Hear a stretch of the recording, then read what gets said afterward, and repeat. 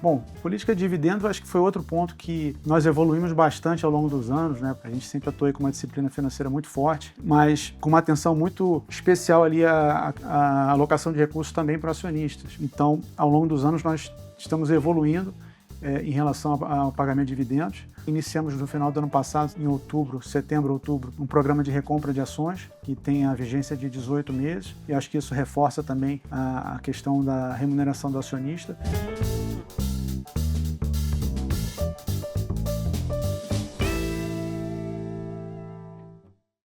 Sejam bem-vindos a mais um quadro Entre Reis e CEOs, o quadro que eu trago as lideranças das empresas listadas para bater um papo comigo e tirar as minhas principais dúvidas, e que são também as suas dúvidas. E hoje eu convidei aqui o senhor Rafael Alcides Rafael, que é CEO da Dexus Participações. Tudo bom, Rafael? Tudo bem, Thiago? Rafael, conta um pouquinho da sua trajetória e depois vamos falar da Dexus. Ok, bom dia, obrigado pelo convite e pela oportunidade de contar um pouco mais sobre a Dexus. A minha história, ela encontra com a da Dexus num ponto muito interessante e também com muitos desafios. Eu tenho quase 30 anos de trajetória profissional, formado em engenharia de produção, que é uma formação bastante abrangente, e eu procurei, ao longo dos anos, ampliar essa abrangência com outras pós-graduações, né? Eu fiz gestão internacional, especialização em gerenciamento de projetos, fiz meu MBA em finanças e também um mestrado em administração de empresas. E ao longo da minha carreira, a evolução da minha carreira, eu também segui numa linha atuando em diversas áreas ligadas à gestão empresarial, passando por logística, gestão de supply chain, varejo, planejamento e finanças, onde eu atuei em diversas áreas de finanças ligadas à gestão comercial, a projetos, novos negócios, até assumir posições na área de desenvolvimento de negócios, que foi a posição na qual eu iniciei no Grupo Dexus, isso entre 2011 e 2012. Na ocasião, pela GPC Química, que é uma das investidas do segmento químico da Dexus. Então, havia ali naquele momento, a administração ainda era segregada, né? A holding, a GPC Química, a Apollo Tubos, então coligada, a Apollo Tubos e a Copenor, também uma outra coligada em joint venture com a Petrobras, tinham suas administrações separadas. E eu entro naquele momento na GPC Química, nessa posição de desenvolvimento de negócios, com o intuito de reconfigurar os negócios e redefinir uma visão de futuro para a companhia. A companhia passava por momentos difíceis, um enfrentamento de uma crise importante, e havia um entendimento que era necessário reconfigurar os seus negócios. Então, eu vinha de quase 15 anos atuando em multinacionais com presença global, cheguei a atuar no exterior, morei quase 2 anos nos Estados Unidos, e onde eu atuei na matriz de uma dessas empresas. Então, foi uma mudança cultural importante. A Dexus, embora seja muito conectada internacionalmente, é uma empresa tradicionalmente brasileira e vivia esse momento de enfrentamento de uma crise importante. Então, foi um momento de muito desafio. Eu entro nessa posição de desenvolvimento de negócios com o intuito de reconfigurar os negócios da companhia e avançamos ali entre 2011 e 2012, avançamos nessa pauta, mas a administração entendia que realmente era preciso focar mais no presente naquele momento para reorganizar e resolver a situação daquela dificuldade em termos de estrutura de capital, alavancagem, e preferiu dar um passo atrás antes de voltar a andar para frente. Então, naquele momento ali, ao final de 2012 para 2013, a administração toma uma decisão de integrar a gestão numa única administração para a holding, GPC Química, Apollo Tubos, e eu assumo naquele momento, no início de 2013, a liderança da área financeira, como CFO das empresas. Naquele período, adotamos uma série de medidas para sanear e reestruturar a companhia, reduções de custo, integramos da mesma forma todo o back-office, estrutura de financeiro, recursos humanos, TI, jurídico, capturando todas as sinergias que haviam entre as empresas, reduzindo custos e despesas. apertamos também custos da operação para deixá-las bastante enxutas. Tomamos medidas no sentido de refinanciar o passivo da companhia, né? Nós tínhamos ali dívidas importantes e reperfilamos esse endividamento para o longo prazo, alongando e também reduzindo custos. E tomamos decisões importantes no sentido também de readequar o portfólio de negócios da operação, da companhia. Havia negócios que não tinham uma sustentabilidade, uma equação sustentável de longo prazo, e decidimos desinvestir em alguns desses negócios, por exemplo, a produção da unidade de metanol e também a unidade de tratamento de pisos, vernizes para tratamento de pisos, que era a Sinteco, que proporcionalmente não tinha tanta relevância no caso da Sinteco em termos de participação na receita, mas foi uma decisão que havia um apreço em relação a essa unidade, que ela vinha desde a fundação da GPC Química em 1954, na fundação da Sinteco, era também sinônimo de categoria, então havia um apreço em relação à unidade, mas não tinha muita conexão com a real vocação industrial da companhia, era mais voltado para varejo, um negócio de menor atratividade, então decidimos paralisar. E da mesma forma o metanol, por sua vez, tinha uma proporção maior em termos de participação de receita, então foi uma decisão mais difícil, uma operação que rodava desde o início da década de 70, e nós paralisamos porque era uma equação que, como eu falei, uma operação que não tinha uma equação de sustentabilidade no longo prazo, uma correlação baixa da matéria-prima gás natural com a commodity comercializada ali, o metanol, então trazia muitas incertezas ao negócio e consumia um volume importante de CAPEX para a gestão. E acabava concorrendo com o core business de negócio que nós tínhamos realmente ali um reconhecimento e uma rota de crescimento bastante mais sustentável. Então tomamos essas decisões difíceis nesse período, e ali em 2015 começamos já com a casa mais organizada a pensar o futuro da companhia. Nesse momento eu assumo como CEO das empresas, né, a posição que eu completei agora 10 anos, e a gente começa um processo de planejamento estratégico de longo prazo. Não é que estava tudo organizado em termos da reestruturação, na verdade a companhia ainda tinha uma alavancagem alta, ainda precisava seguir com essa pauta de reestruturação, mas nós tínhamos ali muita confiança no negócio. Era um negócio que, olhando assim nesse prisma da reestruturação, parece que estava tudo errado, muita coisa ruim ali, mas na verdade era muito pelo contrário, né? A companhia tinha muita coisa boa, uma empresa que tem essa longevidade tem que ter muitas coisas boas, o grupo tem quase 100 anos, as operações também são quase centenárias, a Apollo, no segmento aço, tem mais de 85 anos, e a GPC Química completou no ano passado 70 anos.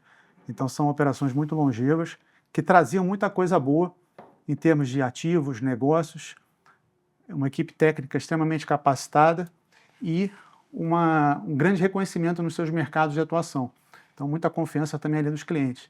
E naquele momento, então, isso reforçou nossa confiança de que era o momento para seguir olhando para o futuro e realizando os investimentos necessários, ou seja, trocar o pneu com o carro andando, e assim seguimos naquele período, a partir de 2015. De lá para cá, nós consolidamos a reestruturação, fizemos quase 300 milhões de reais em investimentos, expandimos investimentos no segmento, tanto no segmento químico como no aço.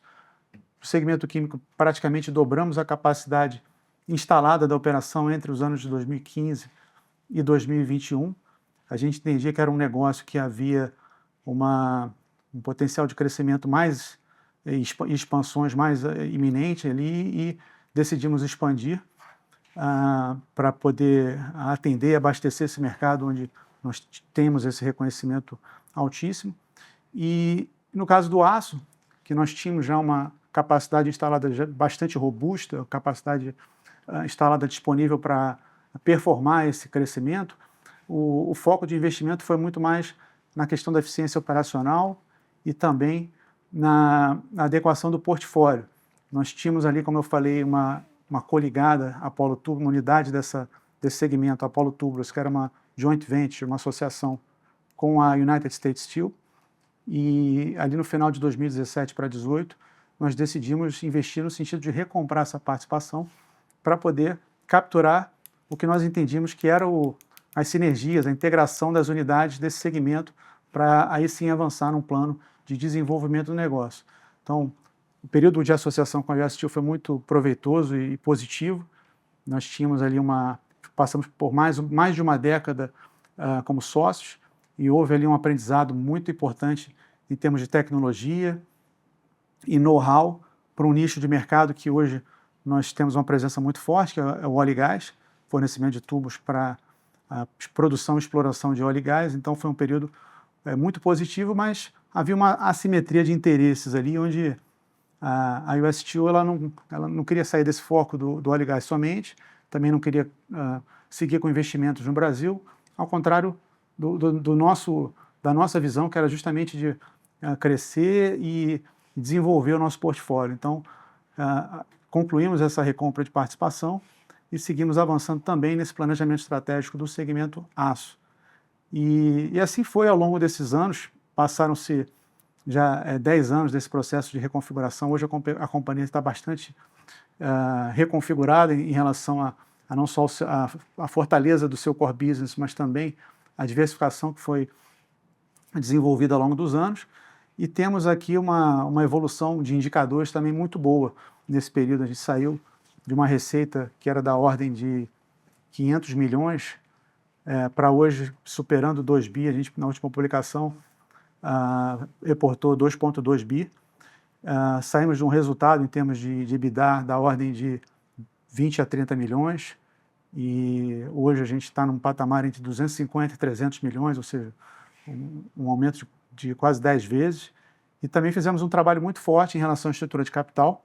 A companhia era extremamente alavancada naquele período, quase 500 milhões em endividamento, um indicador de alavancagem que superava 10 vezes, e trouxemos esse número para praticamente zero. Na realidade, no ano passado, nós operamos com caixa líquido e uma alavancagem invertida, ou seja, a companhia ela vem apresentando indicadores, não só consolidou essa reestruturação, como reconfigurou seus negócios, vem apresentando indicadores muito sólidos, e eu acho que o mais interessante é que está pronta para seguir nesse momento com projetos para desenvolver ainda mais. No ano passado, nós atingimos um recorde de volumes de investimento, ou seja, tem projetos em execução, projetos recém-concluídos, para seguir nesse processo de desenvolvimento do negócio, perseguindo e explorando novas oportunidades dentro do nosso negócio. Rafael, queria que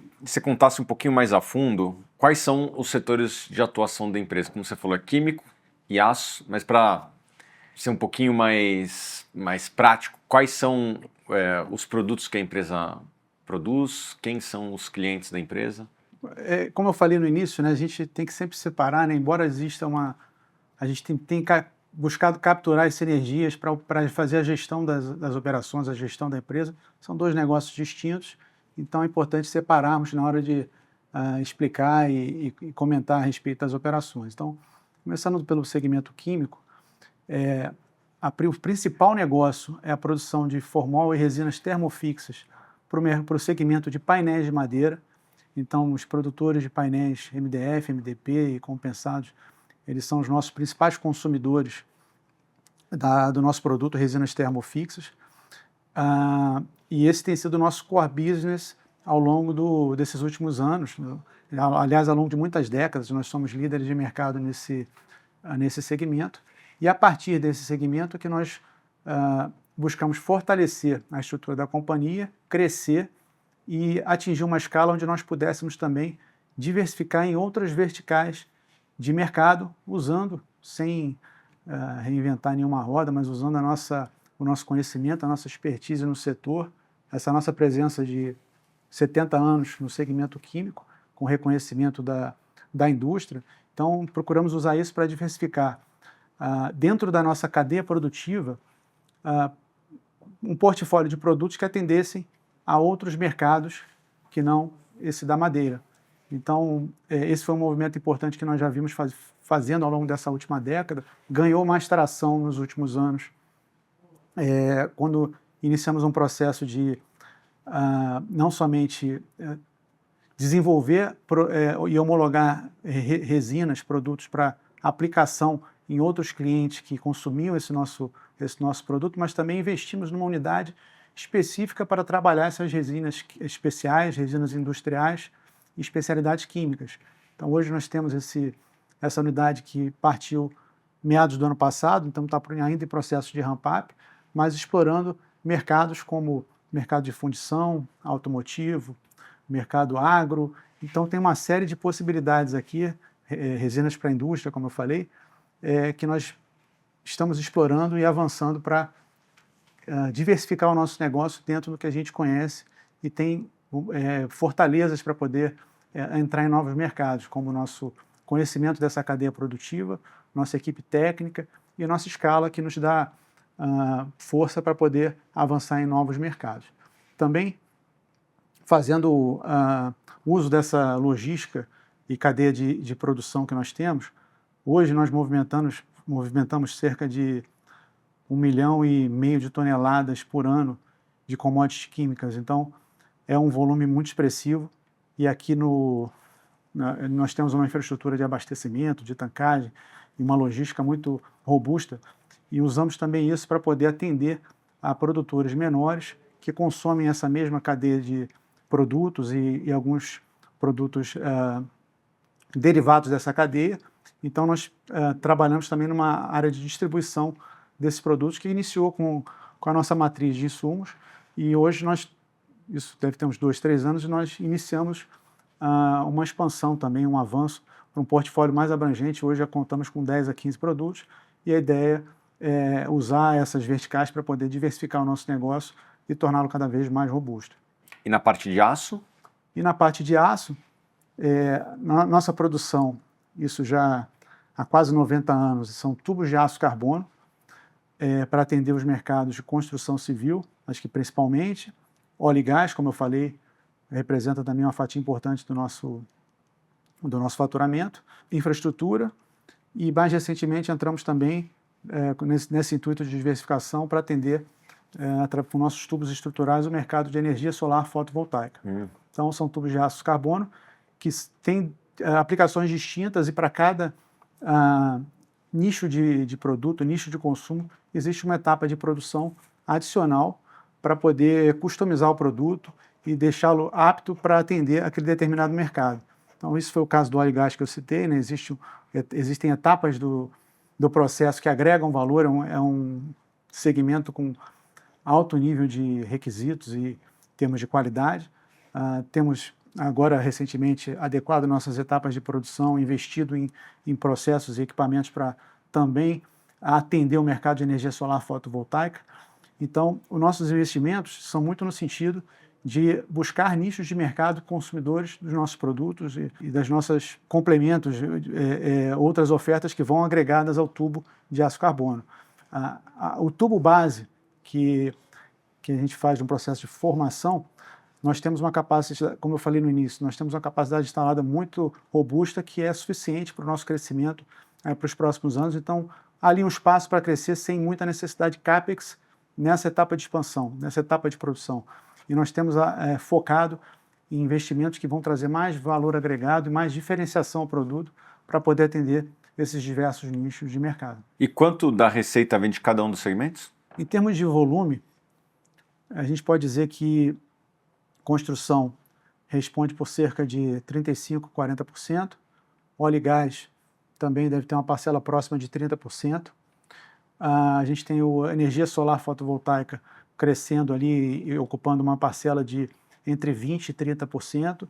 E o restante é uma miscelânea de outros mercados um pouco menores. E quem são os principais acionistas da empresa? Bom, acionista, a família fundadora, ela tem uma participação através de um acordo de acionistas que representa um pouco mais de 30%, e o restante está no free float, com investidores institucionais relevantes, mas basicamente o restante da base é um free float. Tem um ANPN, tem Sim, estrutura de controle? tem a principal a ação movimentada é a EON, e tem uma parcela menor de PN, que ela corresponde mais ou menos a 6% do total do capital. E política de dividendos, o que vocês estão pensando a respeito do futuro nessa questão de remunerações? Bom, política de dividendos acho que foi outro ponto que nós evoluímos bastante ao longo dos anos, né? A companhia, naquele momento de reestruturação, iniciou um processo de melhorar a visibilidade, a previsibilidade em relação aos dividendos, e nós vimos de lá para cá evoluindo. Começamos naturalmente pelo mínimo ali, em função das prioridades de equacionar o caixa da companhia.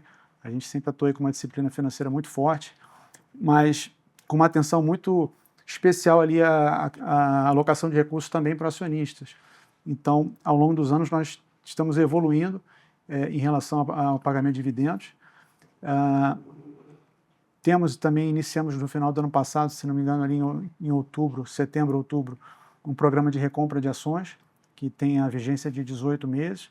Então, ele está em vigência no momento, e acho que isso reforça também a questão da remuneração do acionista e a posição dele em relação à participação na empresa. Para os próximos anos, vocês vão investir no negócio, vão expandir, vão pagar dividendos? Qual que é a visão de alocação capital da companhia? Então, Thiago, a gente entende que a companhia não está no momento que precisa fazer uma decisão em relação a crescimento ou dividendo, value or growth, né? Na verdade, a gente tem ali uma agenda que entende que ao desenvolver o negócio, nós vamos ter espaço para poder também evoluir nessa remuneração do acionista, e temos hoje uma posição de estrutura de capital, uma posição de balanço que nos permite avançar nas duas frentes. Então, temos bons projetos no pipeline, embora a gente tenha avançado muito ao longo desses anos. Ficaram muitos bons projetos ainda para serem executados, em discussão. Como eu falei, ano passado a gente teve um volume de investimento importante. Apesar disso tudo, continuamos com a alavancagem super controlada, né, praticamente zero, como eu falei. E com isso a gente tem permitido também, tem obtido espaço para avançar nessa pauta de dividendo, para poder crescer cada vez mais, mas com consistência e com disciplina financeira, para que a gente possa não só seguir avançando, desenvolvendo o negócio, mas poder seguir nessa trajetória de crescimento para a companhia. Rafael, muito obrigado por ter vindo aqui, e eu abro espaço para você mandar uma mensagem final para o seu acionista ou, quem sabe, potencial acionista. Obrigado mais uma vez pela oportunidade, pelo convite, pela oportunidade de contar um pouco mais sobre a Dexus. A Dexus, ela está num momento muito interessante. A gente convida também, acho que as suas perguntas foram muito boas no sentido de trazer mais cor em temas que o acionista normalmente está interessado, são questões que permeiam aí as dúvidas e questões do acionista. Então, eu acho que a gente já pôde trazer um pouco mais de informação sobre a Dexus, mas eu convido para conhecer ainda mais. Nós temos uma governança bem estruturada que tem procurado trazer cada vez mais informações nos nossos releases, nas nossas publicações. Temos um canal de relações com investidores que está à disposição para esclarecimentos e dúvidas, também para promover uma aproximação junto à companhia. Então, um momento muito interessante, como eu falei, com bons projetos recém-concluídos, que estão em pleno desenvolvimento e outros em execução. Ou seja, vamos ter aí a oportunidade de continuar explorando mercados e perseguindo esse nosso crescimento, obviamente com muita disciplina financeira e rigor na alocação de recursos, né? Nós temos, como eu falei, um olhar especial para a alocação de recursos também para o acionista, com o programa de recompras vigente e também evoluindo constantemente na distribuição de dividendos. E é um momento que a gente vai seguir avançando com todo esse empenho, toda essa dedicação para continuar essa nossa trajetória de crescimento. Então, muito obrigado. Obrigado você, Rafael. E faço um convite para você botar aqui nos comentários qual a próxima empresa que você gostaria que eu convidasse para vir no Entre Reis e CEOs. Bota lá nos comentários que a gente vai ir atrás da empresa. Tchau, tchau.